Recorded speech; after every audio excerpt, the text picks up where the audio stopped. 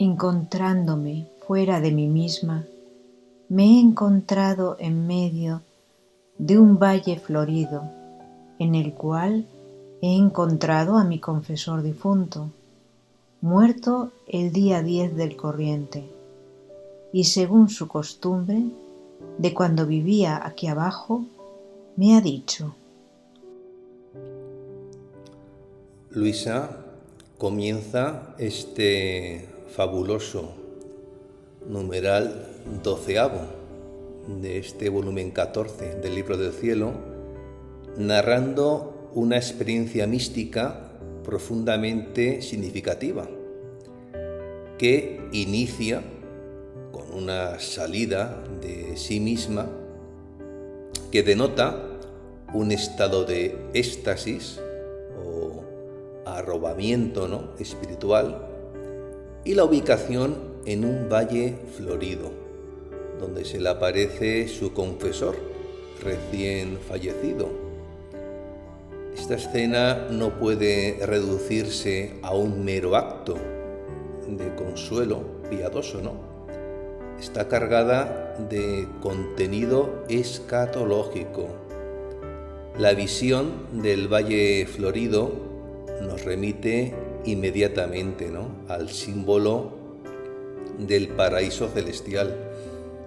No es casual que en la Sagrada Escritura los jardines estén asociados con la morada divina, como se lee en el libro del Cantar de los Cantares. En el capítulo 6 se dice: mi amado ha bajado a su jardín, al plantel de balsameras, a deleitarse en el jardín, a recoger sus rosas. Por tanto, la imagen del jardín o valle fértil es también una ilustración de la resurrección y del estado de gloria al que están llamados los justos. El hecho de que Luisa encuentre allí a don Genaro de Genaro es un signo teológico.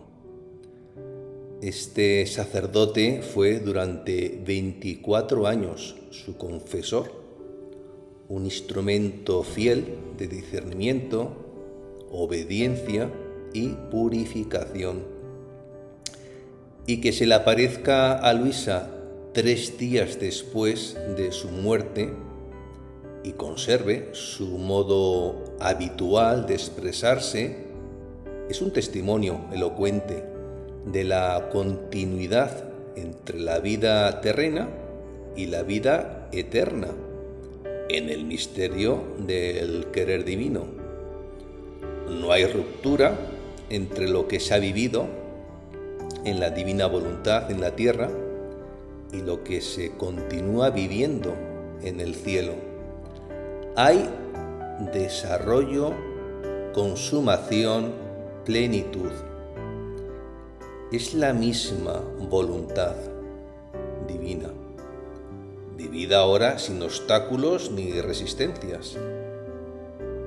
En este sentido cabe mencionar las palabras del Catecismo de la Iglesia Católica en su número 1023, en las que se afirma que los que mueren en la gracia y la amistad de Dios y están perfectamente purificados, viven para siempre con Cristo, son para siempre semejantes a Dios, porque lo ven tal cual es, cara a cara.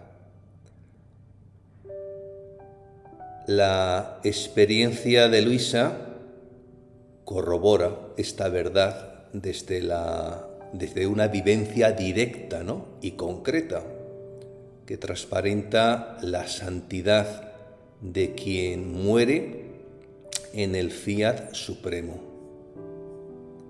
El confesor se presenta con su misma voz, su misma forma de preguntar, como lo hacía en vida, con la actitud que tuvo durante su ministerio sacerdotal en la tierra, un hambre santa por las verdades divinas que el Señor comunicaba a través de Luisa. Su aparición en el Valle Florido manifiesta que esta hambre ha sido saciada, pero no agotada. Ahora desea participar aún más plenamente de la luz que fluye de la divina voluntad. Así se cumple una misteriosa reciprocidad. Aquel que atendió espiritualmente en corato a Luisa, ahora se ve beneficiado eternamente por las verdades que ella sigue recibiendo. Lo que en la tierra eran semillas, en el cielo se han hecho frutos de gloria. Por eso su aparición no es solo afectiva, sino operativa. Él continúa participando de los actos de Luisa. Es también digno de meditación el modo en que esta visión revela la naturaleza transfigurada, pero personal, de los bienaventurados. No se pierden en un anonimato celestial o paradisiaco, sino que conservan su identidad, su voz, sus afectos, ahora redimidos y divinizados. Esta continuidad perfecta entre lo humano y lo divino ya fue bosquejada, ¿no?, por San Irineo de León. Él decía: la gloria de Dios es el hombre viviente y la vida del hombre consiste en la visión de Dios. El caso es que este Valle Florido es la expresión visible de esa vida verdadera, donde la visión de Dios y la comunión con los santos se entrelazan con la historia de los actos hechos aquí en la tierra, ¿no?, en el querer divino. Por tanto, el inicio de este majestuoso, beatífico numeral 12avo muestra que los vínculos sellados en el fiat divino no se rompen con la muerte, sino que se potencian. Ya Jesús mismo lo dijo con estas palabras, ¿no? No es Dios de muertos, sino de vivos, porque para Él todos están vivos. Estas palabras están recogidas en el Evangelio según San Lucas, en el capítulo 20. Y quienes han vivido en su divino querer, no solo viven, sino que irradian comunión a quienes continúan su peregrinación en la tierra. La escena de Luisa encontrándose con su confesor, ya difunto, ¿no?, es por tanto una imagen profética de la comunión de los santos según el corazón del reino, del fiat supremo, donde el amor y la obediencia a la voluntad divina, a la voluntad de Dios, pues unen para siempre a las almas en una fecundidad que no cesa ni con la muerte ni con el tiempo. Dime, ¿qué te ha dicho Jesús?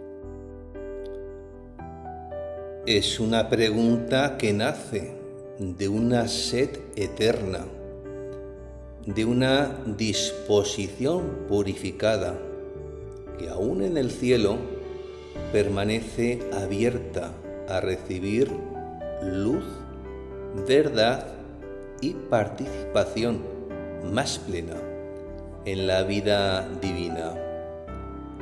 Este deseo de saber lo que Jesús ha dicho manifiesta que el conocimiento de las verdades divinas no cesa de ser fuente de gozo y crecimiento, incluso en el estado glorioso.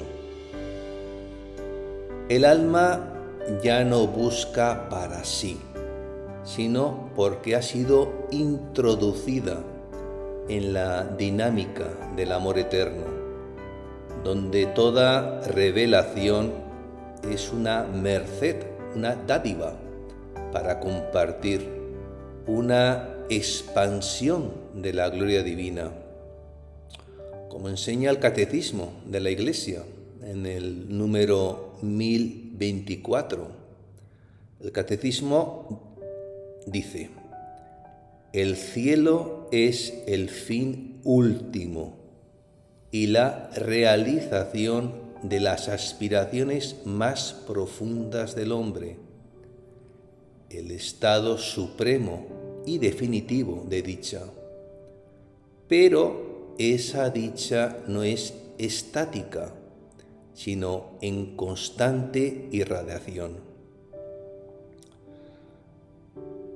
En cualquier caso, la pregunta de don Genaro,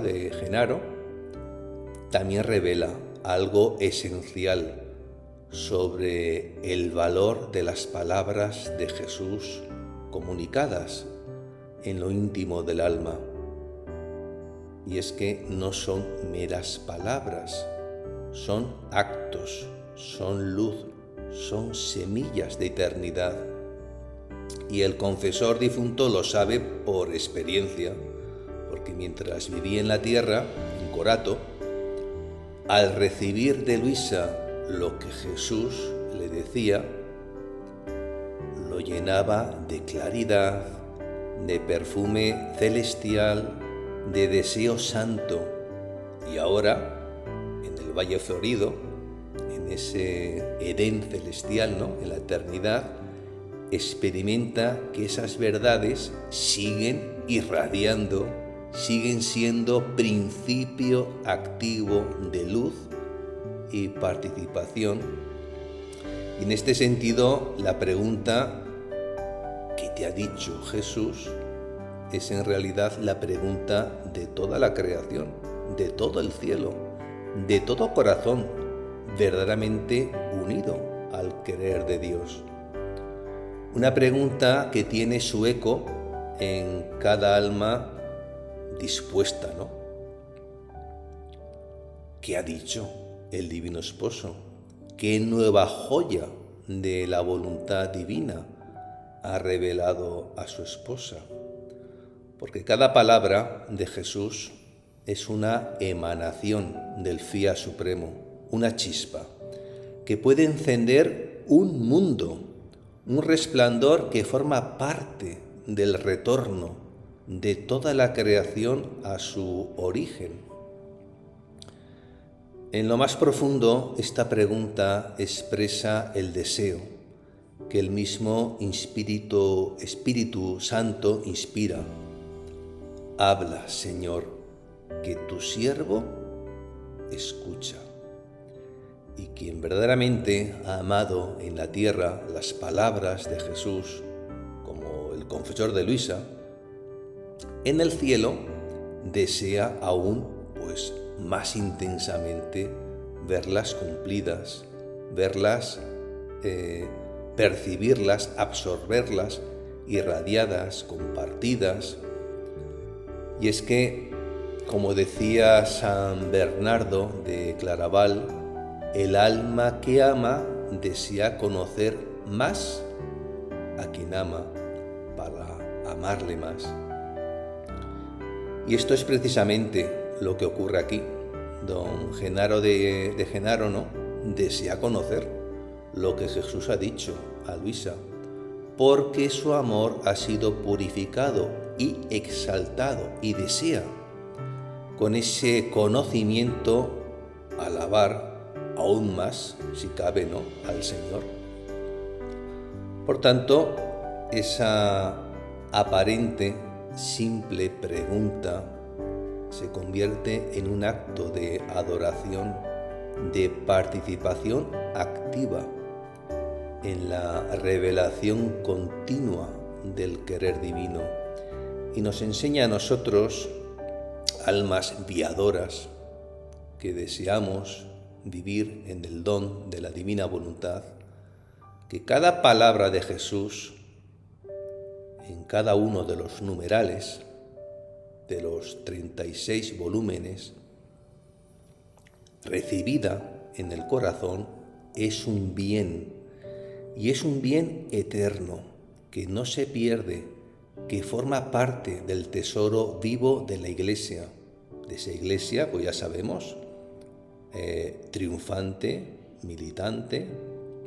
Por eso escuchar lo que Jesús ha dicho no es un acto de devoción privada, es una puerta abierta a la comunión de los santos, a la irradiación del reino, a la gloria de Dios. Me ha hablado en mi interior, con palabras no me ha dicho nada, y usted sabe que las cosas que escucho en mi interior no las tomo en cuenta. La respuesta que da Luisa a esa pregunta de su confesor difunto es muy reveladora, no por su contenido literal, sino por lo que deja entrever respecto a la formación espiritual que Jesús pues realiza en el alma, ¿no?, de la pequeña hija de la divina voluntad. Luisa se expresa con una sencillez desconcertante, a pesar de haber recibido en su alma las luces, las mociones, las intuiciones silenciosas del Señor. No las estima como algo valioso por sí mismo, o al menos no les da un lugar definido si no han sido confirmadas en palabras claras. Esta actitud no proviene de ignorancia, sino de una virtud pues profundamente evangélica, la humildad del corazón, que teme atribuir a Dios lo que pueda provenir de sí misma. Con esa actitud no se presume de las luces interiores que uno recibe, y esto refleja esa delicadeza espiritual de Luisa, pues muy afinada, ¿no? Un alma que ha sido educada en el silencio interior, y un alma tan afinada, la de Luisa, ¿no?, que solo exalta lo que Dios manifiesta con claridad. Y aquí enseguida pues hay todo un eco, ¿no?, de ese consejo que San Juan de la Cruz, pues maestro, ¿no?, y doctor de la Iglesia, digo maestro espiritual, ¿no?, ya advertía sobre la necesidad de discernimiento frente a emociones interiores, por ese riesgo, ¿no?, de que el alma se apegue a ellas, ¿no?, como si fueran revelaciones, cuando aún pueden estar teñidas de subjetividad. San Juan de la Cruz decía que el alma que se apega a los gustos espirituales, aunque sean de orden muy alto, a las visiones o revelaciones, aunque le parezcan venir de Dios, no caminará en la seguridad de la fe pura, que es el camino estrecho que lleva a la vida auténtica. Pues bien, Luisa parece que ha sido educada, ¿no?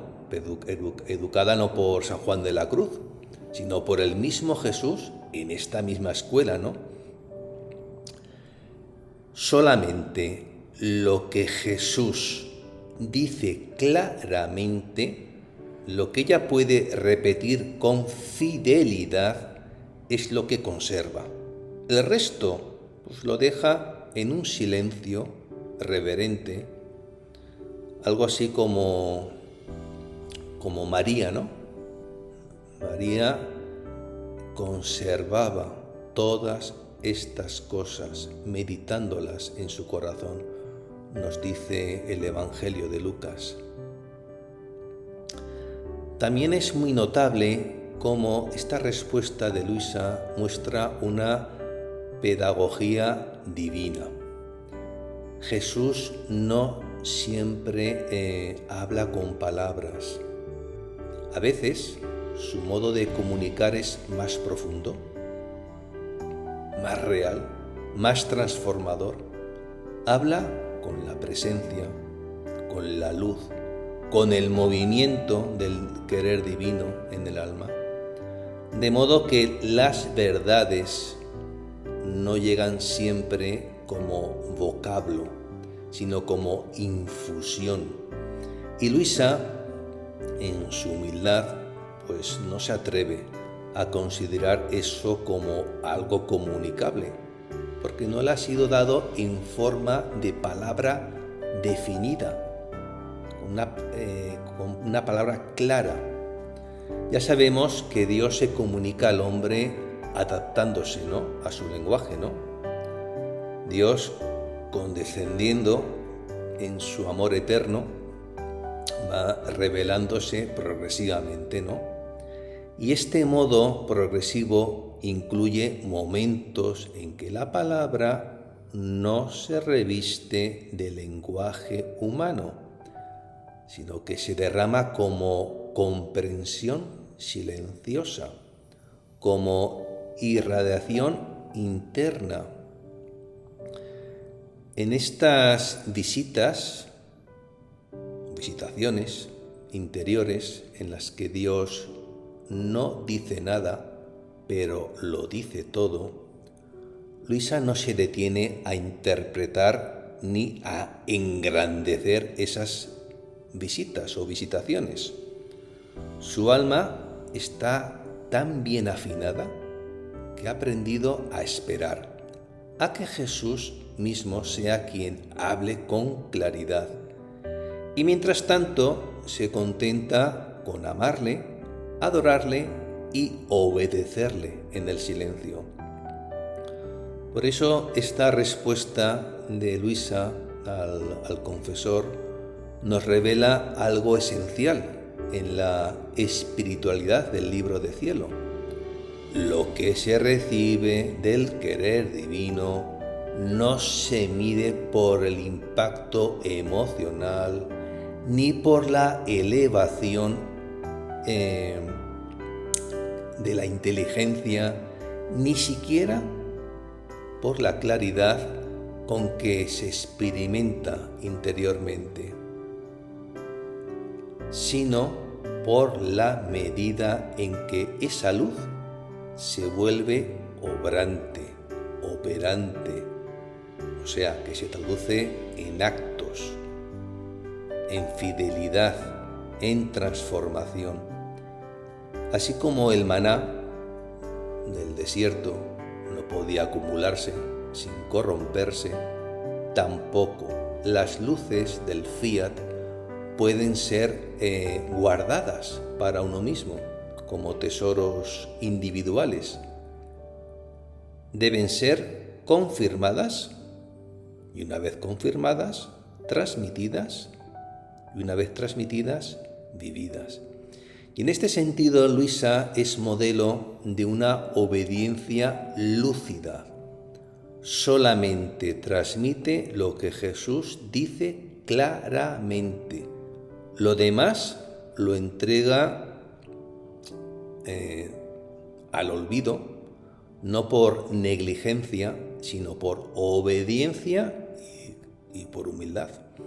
Y esta actitud paradójicamente hace que lo que finalmente transmite está libre de impureza humana, está libre de imaginación o presunción humana, siendo así pues más digno de ser acogido por la Iglesia y por los hijos del Fiat Voluntas Tua.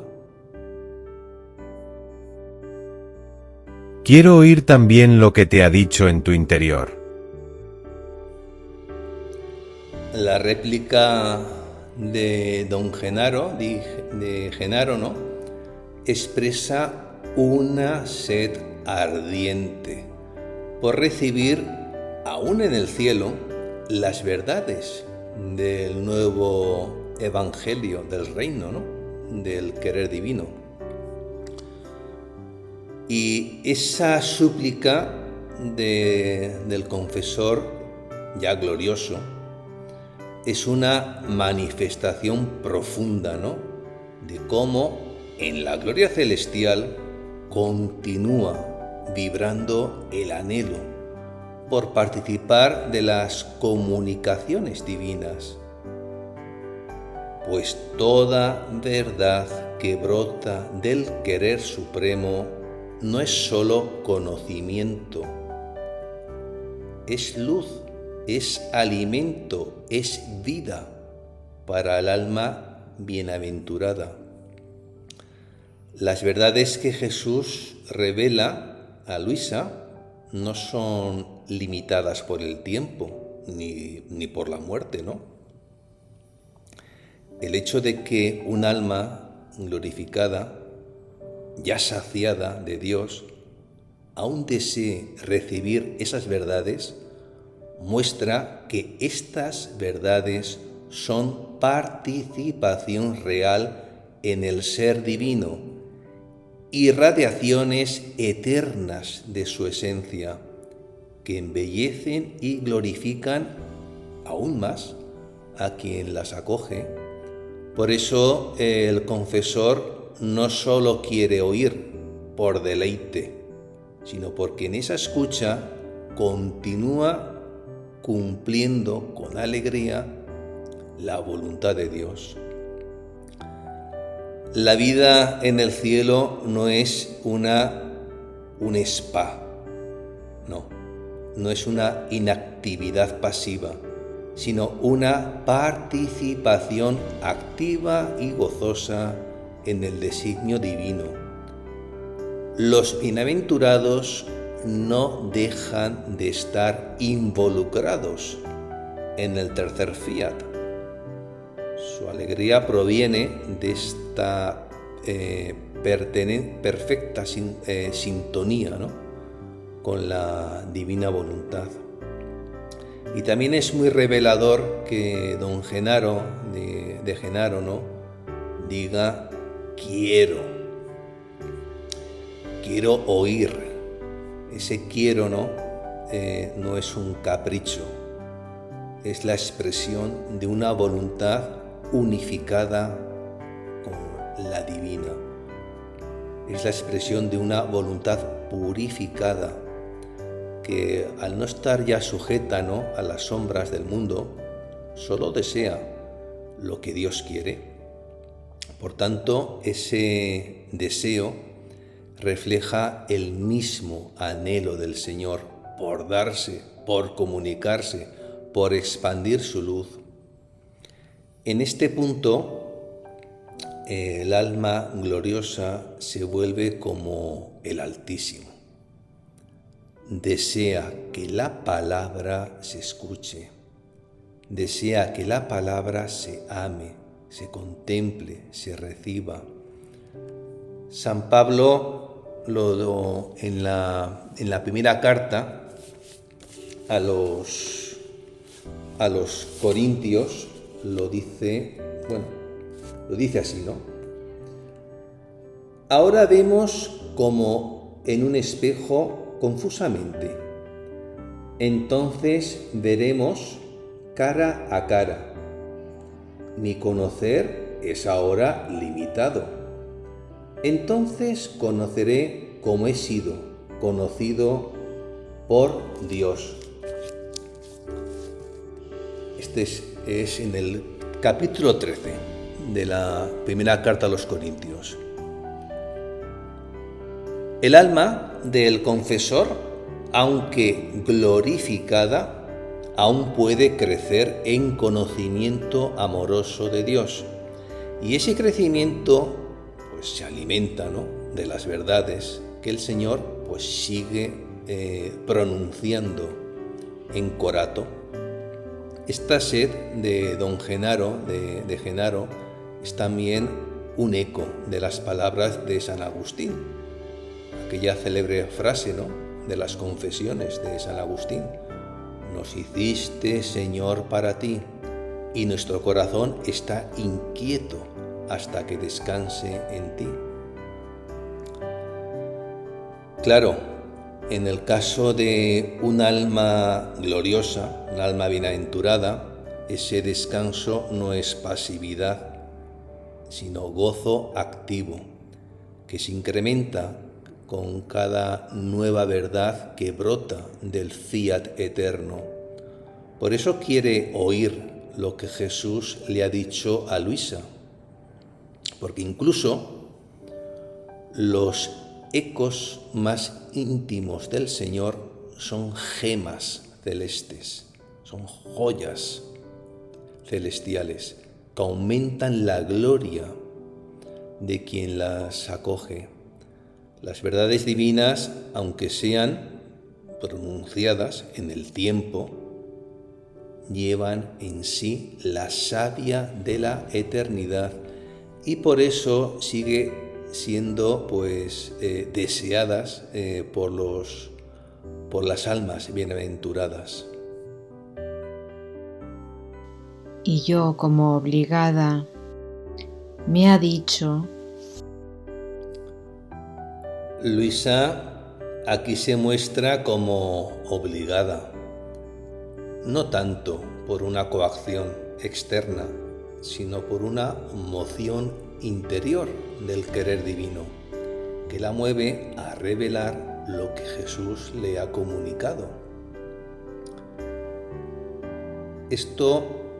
Esa expresión que Luisa utiliza, y yo como obligada, esta expresión encierra humildad, reserva, pero también un sentido del deber, ¿no?, ante lo sagrado. Luisa reconoce que no es la dueña de las palabras que ha recibido, porque esas palabras de Jesús son verdades divinas, y cuando una autoridad legítima, como es el caso de su confesor ya glorificado, se lo pide, pues tiene ese impulso divino de brindárselas. Y esto también es una forma de obediencia espiritual que recuerda aquel mandato evangélico de Jesús: lo que os digo en la oscuridad, decidlo a la luz; lo que os digo al oído, pregonadlo desde la azotea. Así están recogidas este mandato de Jesús en el capítulo 10 del Evangelio según San Mateo. Jesús mismo forma en Luisa esta disponibilidad a dejar pasar, como por un canal puro, ¿no?, las verdades del reino. Y el hecho de que Luisa hable como obligada, ¿no?, muestra también que la gracia, cuando es verdadera, no violenta la libertad, pero la seduce, y la seduce con fuerza irresistible. Como decía Santa Teresa de Jesús, el amor no consiste en grandes cosas, sino en desear con toda el alma agradar a Dios. Y así Luisa se rinde ante ese deseo superior de agradar al Señor, pues haciendo circular sus verdades, aunque ella ya sabemos que se inclinaba a ocultarlo por reverencia, ¿no? Por humildad. Y esa tensión entre el silencio y la expresión es muy típica de Luisa. Ha recibido tanto de Dios que siente el impulso de ocultarlo como un tesoro. Pero cuando se trata de edificar, alumbrar o multiplicar esa luz en otros, se siente movida por la misma voluntad divina a hablar. En el fondo, esa obligación no es una carga, es un movimiento de comunión. El alma gloriosa del confesor, al pedirle a Luisa las palabras de Jesús, se convierte en el receptor de un nuevo acto divino. Y Luisa, al comunicarlas, se vuelve instrumento de circulación de luz, pero de circulación de luz entre el cielo y la tierra. Y esto manifiesta lo que enseña nuestro catecismo de la Iglesia. La oración es cristiana en tanto en cuanto es comunión con Cristo y se extiende por la Iglesia, que es su cuerpo. Así están contenidas estas palabras en el número 2565 del Catecismo. Por lo tanto, el acto de revelar las palabras del Señor, aunque costoso para Luisa, se convierten en un acto de amor eclesial, un flujo de luz que nutre a la Iglesia triunfante y, por extensión, también a la militante y a la purgante. Hija mía, te llevo en mis brazos. Mis brazos te servirán de barquita para hacerte navegar en el mar interminable de mi voluntad. Tú, después, conforme hagas tus actos en mi querer, formarás las velas, el mástil, el ancla, que servirán no solo como adorno de la barquita, sino para hacerla caminar con más velocidad. Es tanto el amor que tengo a quien vive en mi querer, que la llevo en mis brazos sin dejarla jamás. Después de ese diálogo entre el confesor y Luisa, ahora Jesús se dirige a la pequeña hija de la divina voluntad y se dirige con ternura esponsal. Hija mía, te llevo en mis brazos. No es solo un gesto de consuelo, sino la manifestación de una posesión amorosa. Cristo mismo se convierte en vehículo, en sostén, en barquita viviente, para que el alma pueda navegar el mar infinito de su querer.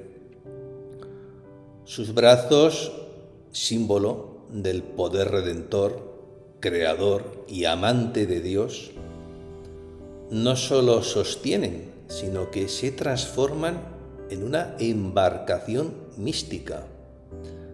Esto nos recuerda la promesa de Jesús en el Evangelio. Sabed que yo estoy con vosotros todos los días hasta el final de los tiempos. En la divina voluntad, esa presencia se hace continua, sustancial y transformante. El mar representa la infinitud del querer divino, sin orillas, sin fondo, sin límites. Navegar en ese mar es adentrarse en la vida misma de Dios, en su actuar eterno, en su amor operante. Pero Jesús no deja a Luisa a merced del oleaje espiritual. Él mismo se ofrece como la barquita que la sostiene, la guía y la protege. Es un cumplimiento visible del Salmo 121. En el Salmo 121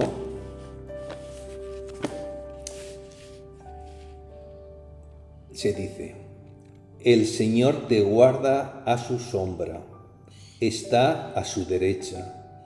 De día el sol no te hará daño, ni la luna de noche.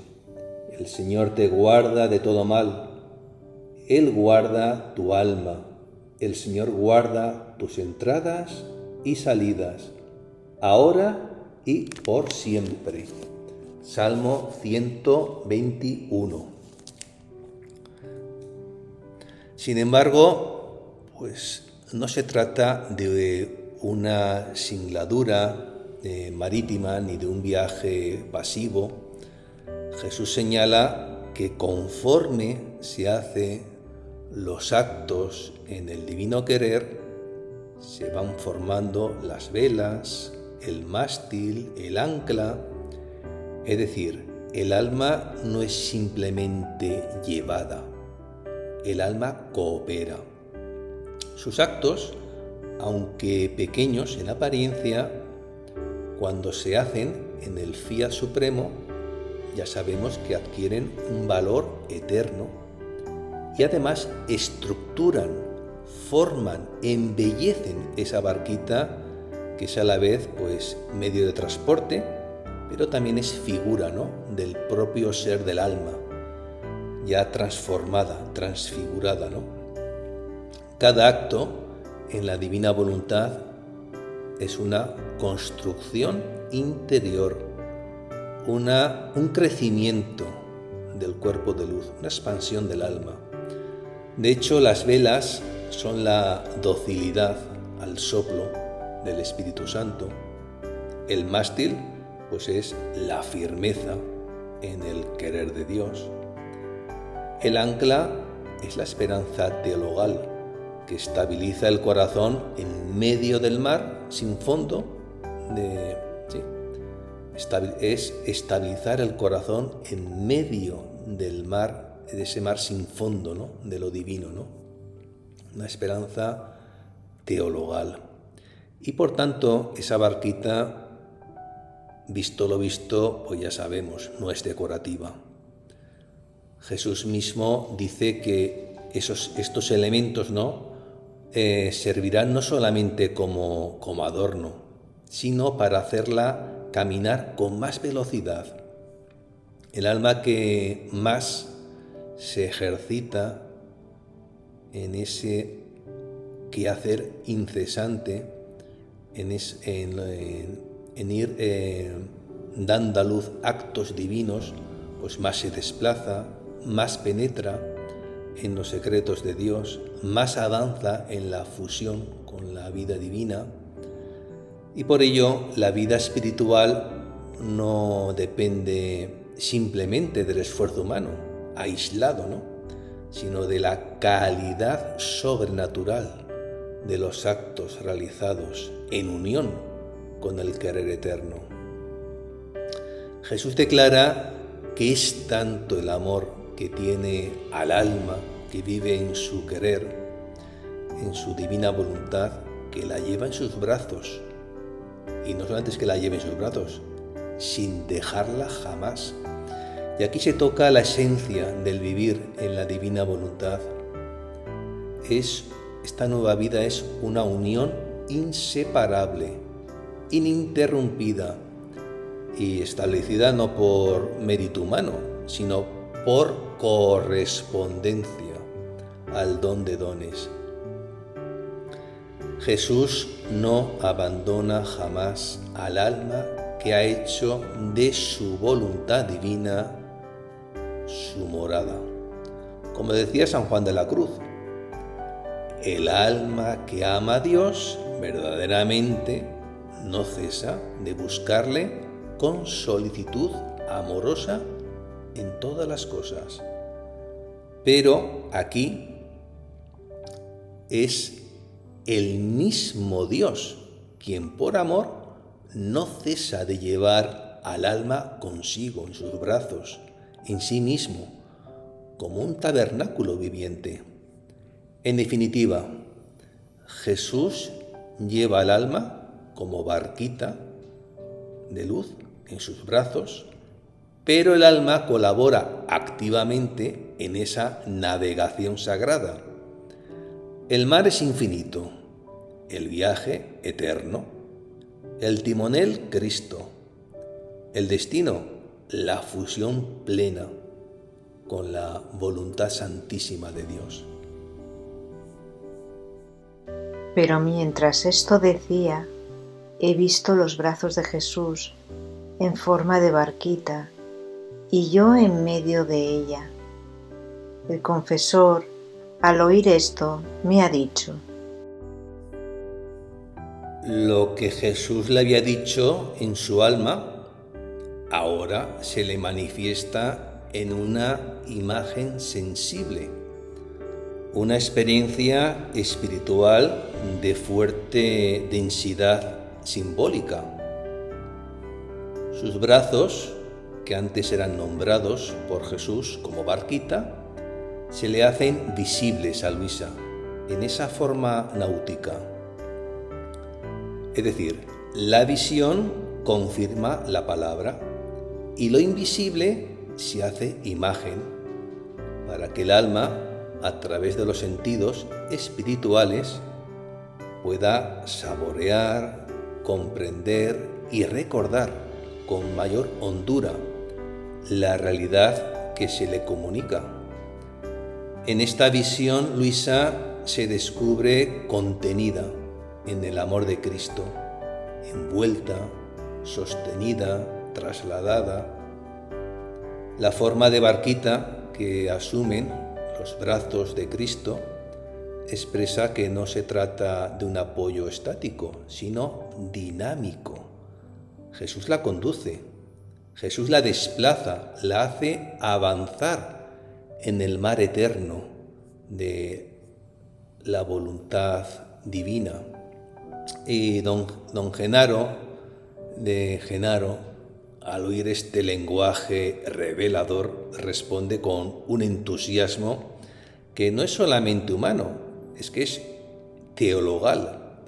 La luz que él percibe en esta visión es hambre por la verdad eterna que las palabras de Jesús contienen, y por eso reacciona con deseo de escuchar más, porque sabe que cada palabra dicha por el Señor y dicha ahí en el hondón de la sierva de Dios contiene vida divina, y estas palabras de Jesús, acogidas, creídas, continúan derramando sus efectos incluso en el empirio, en el reino de los cielos. Podemos ver aquí en la figura de la barquita hecha de los brazos de Jesús una imagen del amor providente y tierno con el que Dios conduce al alma por caminos sobrenaturales. Y es que Jesús no delega esta conducción, Él mismo es la barca. El alma no necesita construir medios humanos para alcanzar a Dios. Necesita rendirse al querer divino. Necesita vivir en el querer divino. Necesita dejarse formar, dejarse llevar. Por eso, toda esta escena es una enseñanza viva para todos los hijos de la divina voluntad a que Cristo mismo será nuestra barca y en sus brazos encontraremos velocidad, belleza, dirección.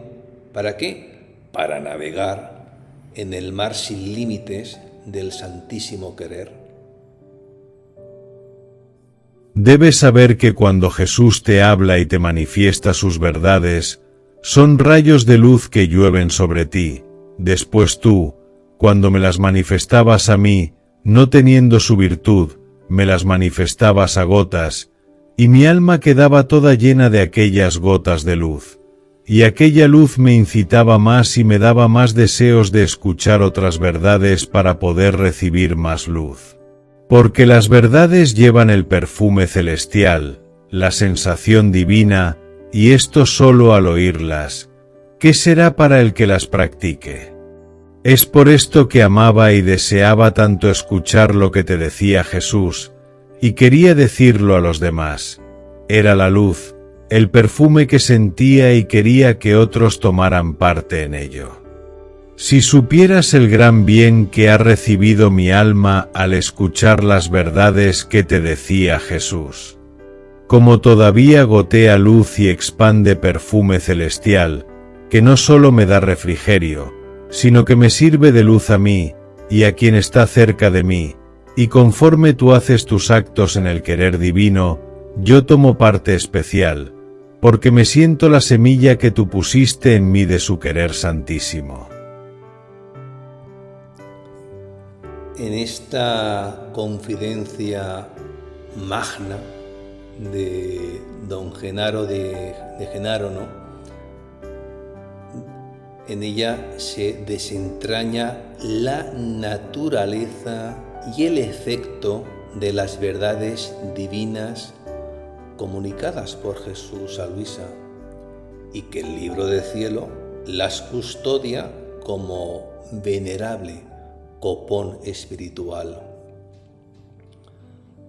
Jesús, siendo la luz del mundo y la verdad misma, no imparte meros conceptos intelectuales.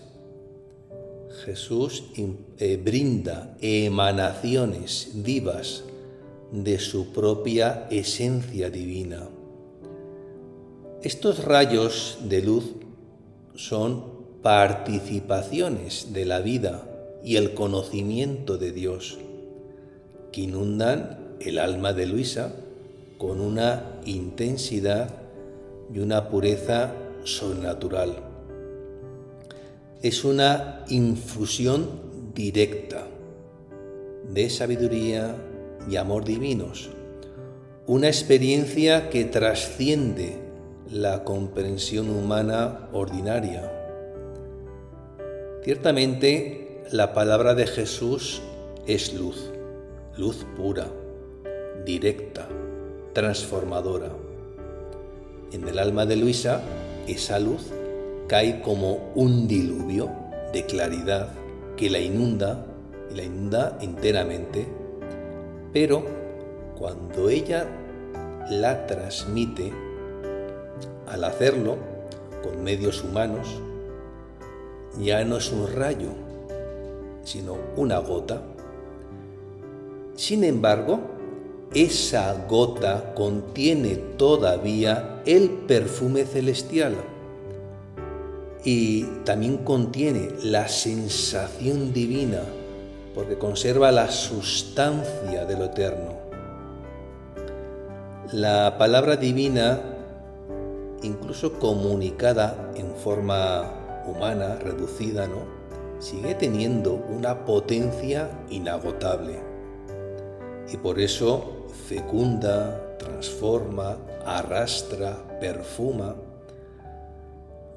Así, en todo caso, claro, uno sopesa, ¿no?, la diferencia ontológica entre la fuente divina, o sea, Jesús, y el canal humano, en este caso Luisa. Y aunque Luisa es un instrumento privilegiado, la virtud o el poder inherente y la plenitud de esa luz divina pertenece solamente al Señor. Y al ser comunicada a través de una criatura, incluso de una criatura tan fundida, ¿no?, a Dios como es Luisa, ¿no?, estas verdades llegan y nos llegan, pues bueno, en este caso a don Genaro di Genaro, ¿no?, como gotas. Pero lo dicho, esas gotas conservan la cualidad esencial de la luz original. No son una versión diluida en su esencia, sino una manifestación adecuada. ¿Adecuada a qué? A la capacidad receptiva humana. El alma del confesor, al recibir estas gotas de luz, se llenaba, ya que incluso una porción mediada de la verdad divina es inmensamente rica y suficientemente poderosa para inundar y saciar el espíritu, nuestro espíritu. Aún más, el efecto de estas gotas de luz es dinámico y expansivo, porque la verdad divina, ya sabemos, no es estática, es viva y genera en el alma, en esa alma bien dispuesta, una santa hambre de Dios. Cada verdad recibida y asimilada abre el apetito espiritual, creando una mayor capacidad, un mayor anhelo, un anhelo más profundo por una comunión más plena con la fuente de la luz. Y esto es un círculo virtuoso de recepción y de deseo creciente. Y sin duda es así, las verdades sobre la divina voluntad portan consigo la atmósfera del cielo, el incienso celestial y una sensación divina, un toque de la presencia y la realidad de Dios. ¿Cómo no van a generar ese santo apetito por Dios, no? Y el simple hecho de escuchar estas verdades con fe y apertura, pues ya producen un efecto espiritual palpable. Y esto nos lleva a una reflexión, yo diría que es crucial. Si el mero contacto auditivo con la verdad divina es tan benéfico, ¿cuán inconmensurablemente mayor será la gracia y la transformación para aquel que no solamente las escucha, es que las vive, las practica, las encarna en su existencia? Esto explica ese profundo anhelo del confesor de Luisa, ¿no?, por interiorizarlas y brindarlas a los demás. Obviamente, el bien recibido no es para ser atesorado, ¿no?, de una forma egoísta, sino que ese bien recibido, por su propia naturaleza, pues que tiende justamente a difundirse, a expandirse. Y el confesor, iluminado y perfumado por estas verdades, pues tiene ese impulso apostólico de compartir esa riqueza con otros. Y esto es todo un eco del amor divino, que siempre busca comunicarse, que siempre busca brindarse. La recepción de las verdades divinas en la tierra tiene consecuencias eternas. En el paraíso celestial, estas verdades continúan siendo fuente de gozo, o sea, refrigerio, iluminación personal y dádiva para otras almas bienaventuradas. Don Genaro de Genaro, ¿no?, testimonia cómo esas gotas de luz recibidas en vida, pues siguen irradiando sobre él en la eternidad. Es decir, las verdades reveladas por Jesús y recibidas con fe no solamente producen un fruto temporal, sino es que además obran efectos perdurables en la gloria celestial. Y esta noción se vincula hondamente con lo que enseña nuestro catecismo de la Iglesia.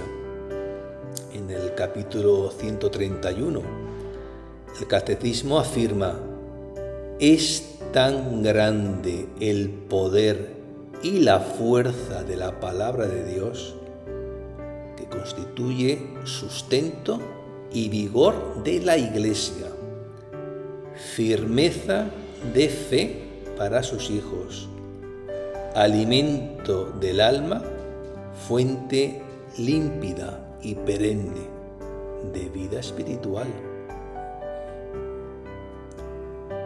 Por otra parte, hay una elocuente confidencia en el hecho de que don Genaro di Genaro afirma que todavía participa en la misión de Luisa. Los actos de Luisa en la tierra tienen una resonancia y un efecto en el confesor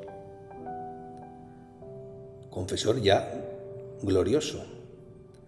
Él se percibe a sí mismo como portador de la semilla del querer divino, una semilla que ha sido plantada en él a través de las enseñanzas, ¿no?, que Jesús ha ido comunicándole a Luisa de cómo vivir esa vida de cielo, ¿no?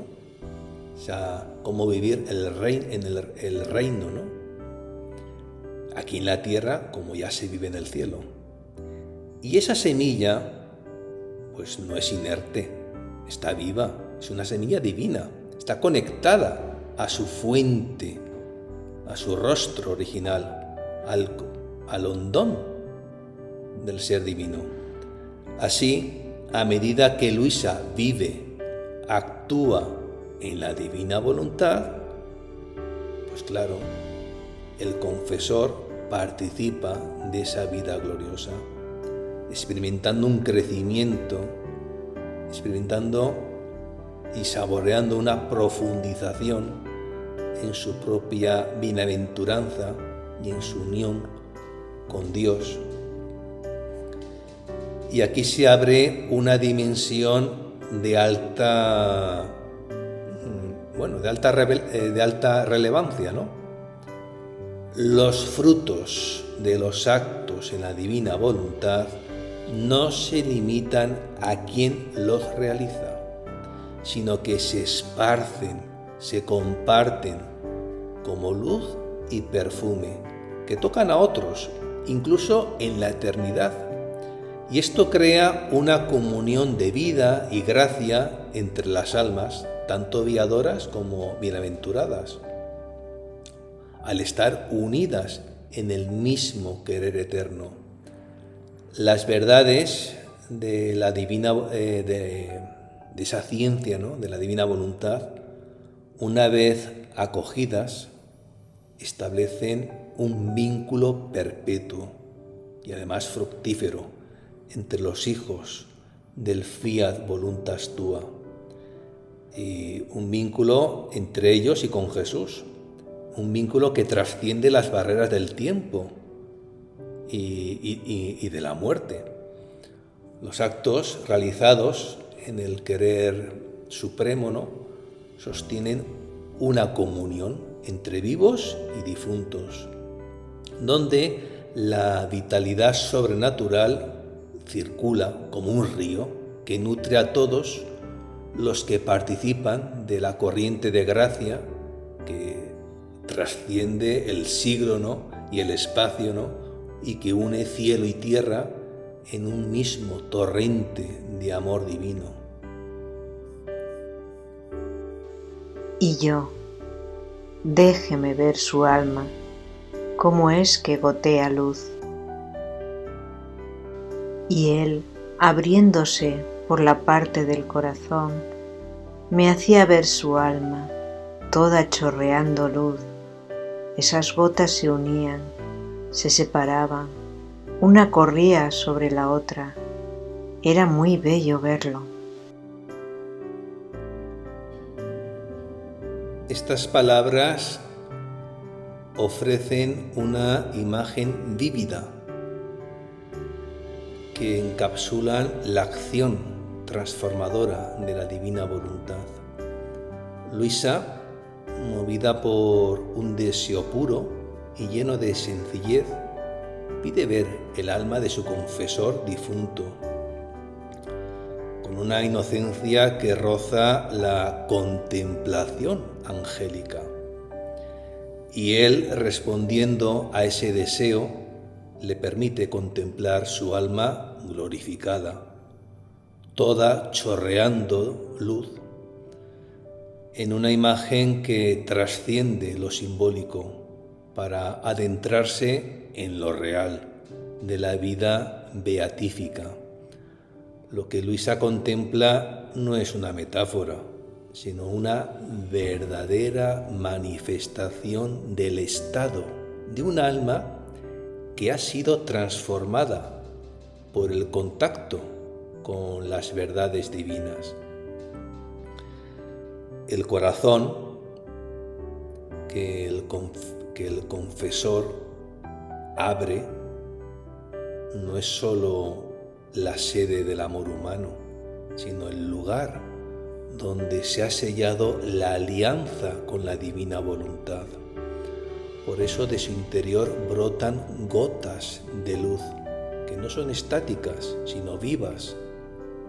Se unen, se separan, corren unas sobre otras, en un dinamismo que recuerda la danza eterna de la Santísima Trinidad, esa danza de las tres divinas personas, ese flujo inefable, ese intercambio de amor que es vida, luz y movimiento perpetuo.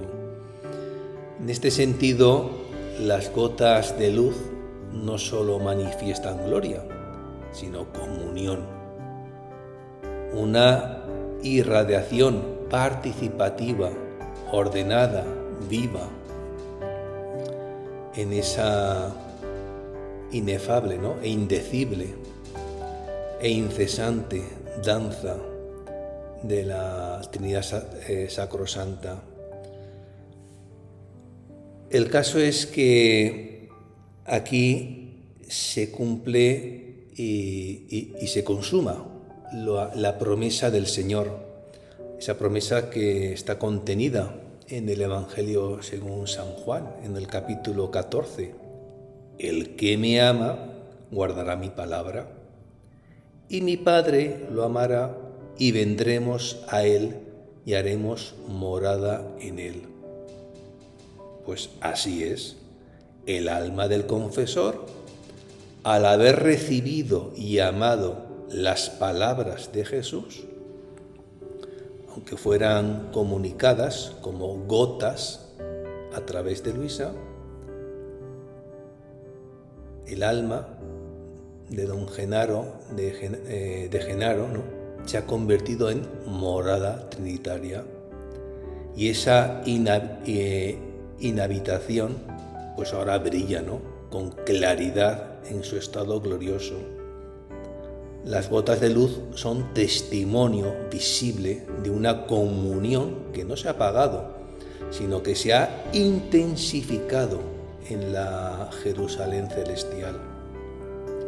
Desde la perspectiva del libro del cielo, estas gotas de luz no son solo recuerdos de lo vivido en la tierra, son sustancias espirituales generadas por la recepción de las verdades del querer divino. Lo que Luisa ve es la forma visible del cuerpo de luz en su estado pues ya celeste, aquella configuración interior de gloria que se va tejiendo, ¿no?, como resultado de esos actos que vamos realizando en unión con el Fiat Supremo. Lo que Luisa contempla es la belleza, ¿no?, de un alma ya plenamente realizada en Dios, un alma sacerdotal que ha acogido las verdades divinas hasta convertirse ella misma, ¿no?, en un espejo luminoso de esa verdad.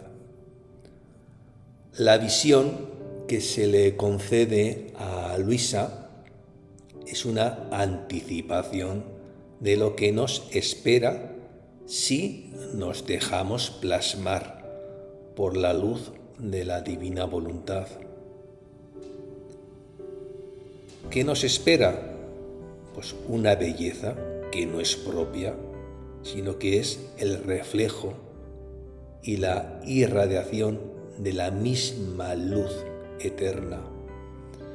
Una belleza que es participada, una belleza que es comunicada en cada acto de amor, en cada acto de fidelidad, de acogida a las verdades del reino. En el fondo se trata de una actualización del misterio de la transfiguración. Recordamos que en el Tabor, ¿no?, tal como nos dice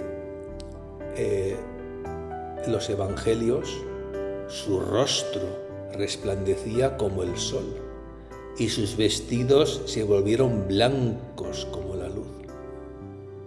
El alma que acoge, que ha acogido la palabra de Jesús y la ha practicado, es transfigurada, y es transfigurada con Jesús, y es transfigurada no solo en la tierra, sino también y muy especialmente en la eternidad.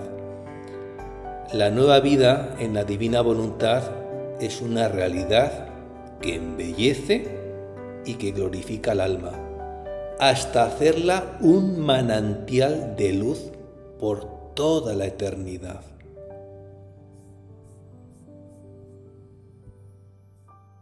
¿Has visto? ¿Cómo es bello escuchar las verdades? Quien no escucha las verdades gotea tinieblas que dan horror. Esta frase final del numeral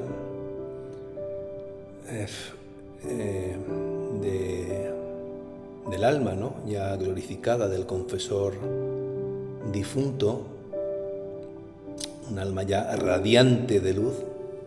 Esta frase es portavoz, ¿no?, de una advertencia y al mismo tiempo de una revelación. Por un lado,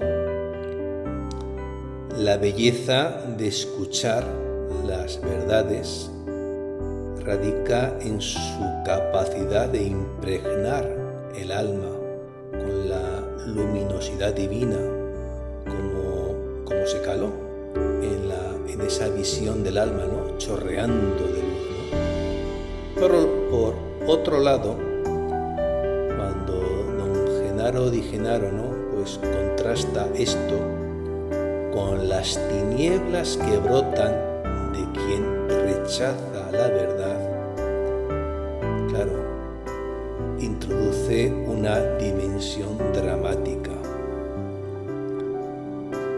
La negativa a acoger lo divino no deja un vacío, sino que genera una sustancia corruptora, las tinieblas, que no solo envuelven al individuo, sino que gotean afectando a todo su entorno. Gotear sugiere un proceso lento pero inevitable, ¿no?, casi como un veneno que se filtra y expande.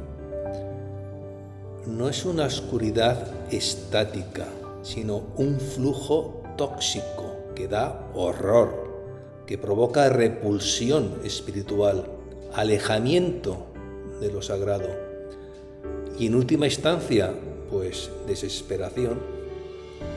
Este contraste entre luz y tinieblas evoca muchos pasajes bíblicos, ¿no?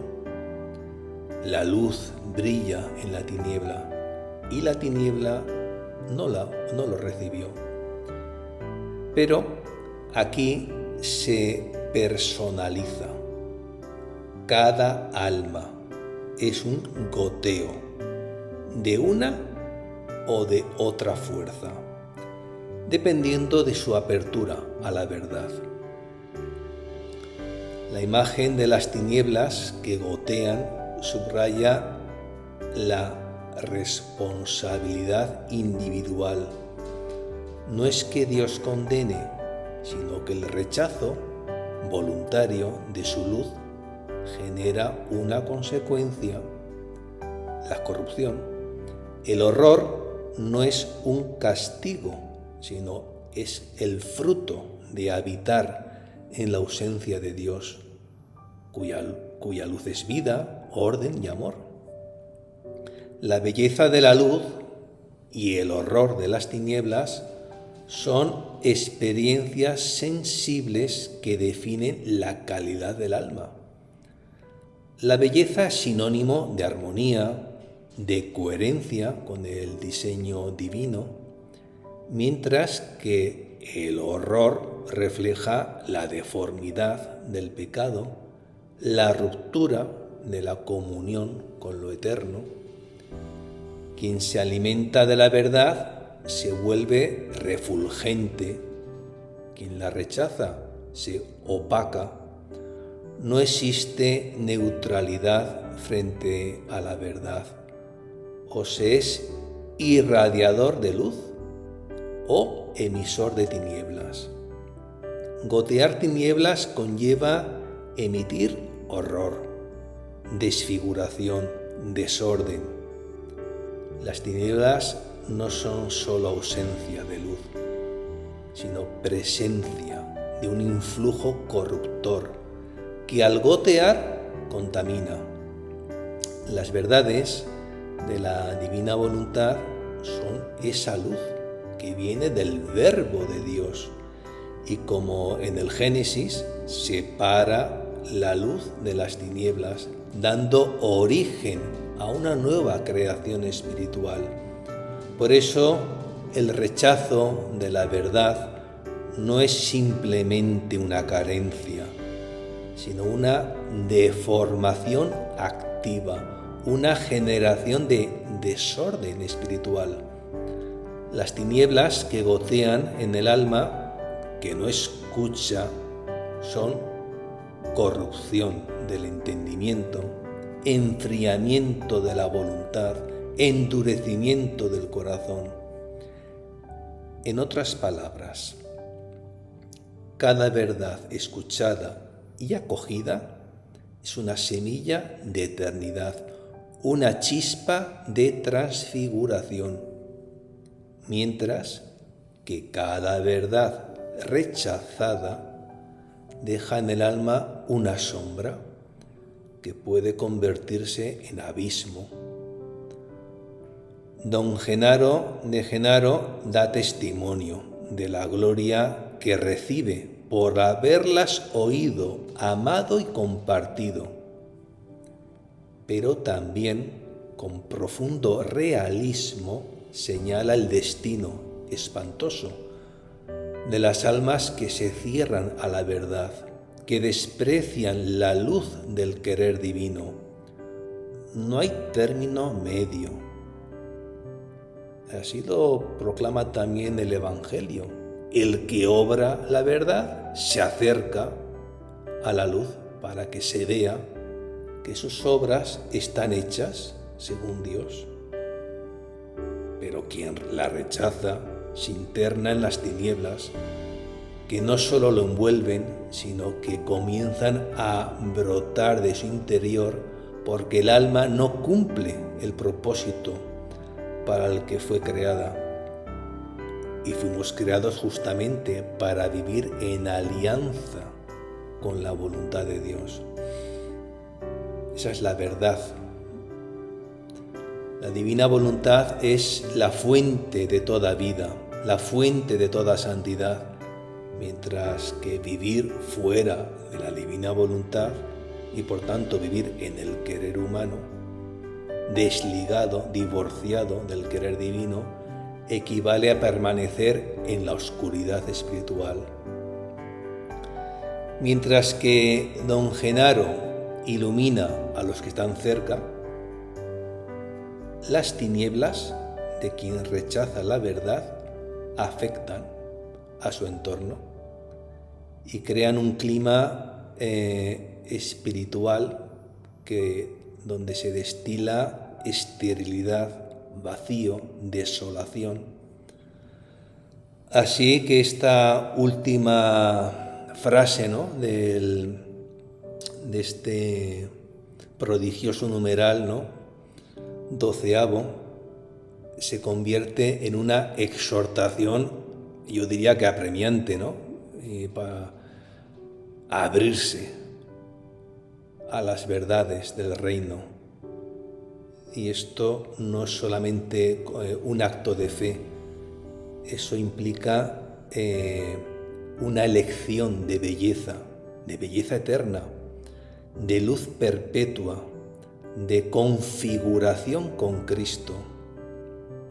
Porque solo la verdad escuchada, acogida, vivida, tiene poder para formar en nosotros ese cuerpo de luz que está destinado a resplandecer para siempre en la Jerusalén celestial, ¿no? Por tanto,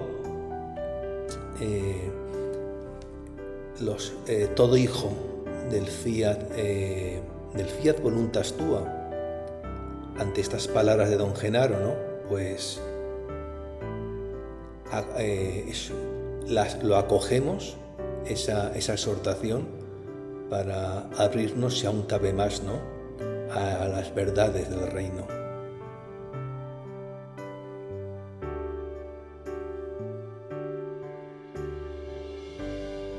Ya para concluir este majestuoso numeral, y por tanto ya como epílogo de él, antes de todo quisiera a todos, para poder calar con mayor hondura este numeral, pues es muy conveniente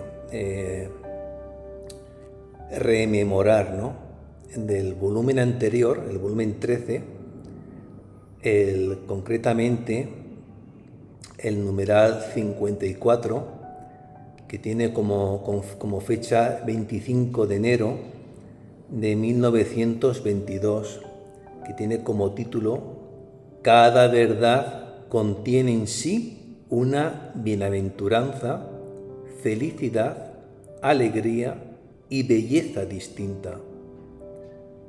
¿Qué significará en el cielo el haber conocido una verdad de más acerca de la divina voluntad? Y no solamente es conveniente recordar el numeral 54, también es muy bueno, ¿no?, pues hacer también memoria del numeral 37, del mismo volumen 13, que tiene como fecha 28 de noviembre de 1921 y que tiene como título El mar de la divina voluntad y la barquita de luz. El caso es que el numeral presente, el 12, de este volumen 14, ¿no?, del libro de cielo, ¿no?, enseña que oír a Jesús no es un gesto menor. Ya al oír, la verdad baja como rayo